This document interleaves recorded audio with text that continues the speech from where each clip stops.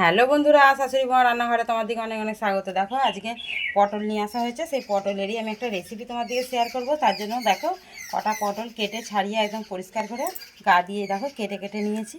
এই যে, যাতে মশলাগুলো আমার ঢুকতে সুবিধা হবে। আমি বানাবো পটল মশলা, তার জন্য একটা ডিমও লাগবে। আর এখানে দেখো আদা রসুন পেঁয়াজ টমেটো নিয়ে নিয়েছি, এগুলো একসঙ্গে বেটে নেবো। নিয়ে আমি রেসিপিটা করব, খুব অল্প সময়ের মধ্যে রেসিপিটা হয়ে যাবে আর খেতেও খুব ভালো লাগবে। গরম ভাতের সঙ্গে একটা করে পটল হলেই ভাত খাওয়া হয়ে যাবে। দেখো কিভাবে কি রেসিপিটা করছি তোমার দিকে শেয়ার করব, তোমরা দেখতে থাকো। দেখো বন্ধুরা, কড়াতে তেল দিয়ে দিয়েছি আর এদিকে পটলে আমি নুন হলুদ মাখিয়ে নিয়েছি, তুলে দেবো। দিয়ে পটলটা ভালো করে ভেজে নেব। দেখো চাপা দিয়ে দিয়ে পটলগুলো আমি ভেজে নিয়েছি, লাল লাল করে ভেজে নিয়েছি, পুরো ভাজা পটলের মতন। তুলে নেব। দেখো ওই তেলেতে একটা ডিম ভেজে নিচ্ছি, পুরো করে ভাজবো। আমার মশলাটাতে এই ডিমটা লাগবে, পটল মশলাতে।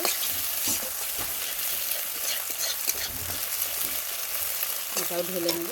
দেখো তেলেতে জিরে ফোড়ন দিয়েছি, তেজপাতা ফোড়ন দিয়েছি। এবার দিয়ে দেবো মশলাটা, যেটা বেটে রেখেছিলাম। সমস্ত কিছু দিয়ে আমার বাটা আছে, আদা রসুন পেঁয়াজ টমেটো। আমি ভালো করে ভেজে নেবো। আদা রসুনের পেস্টের জলটা দিয়ে দেবো। দেখো এদিকে সমস্ত রকম মশলা নিয়ে নিয়েছি, ওটাও দিয়ে দেবো। দিয়ে ভালো করে ভেজে নিয়ে তেল ছাড়া পর্যন্ত ভাজবো।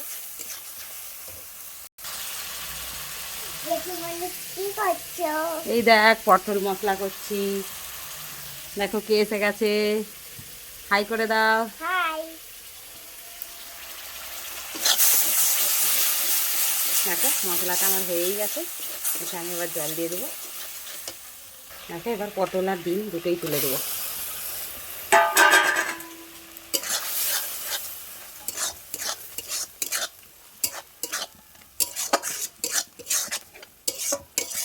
অল্প একটু জল দিয়ে দেবো।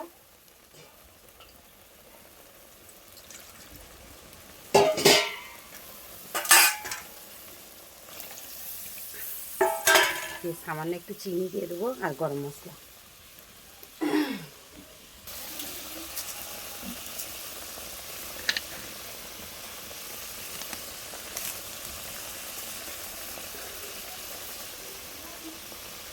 দিয়ে কিছুক্ষণ ফুটিয়ে আমি নামিয়ে নেব ঘি ছড়িয়ে।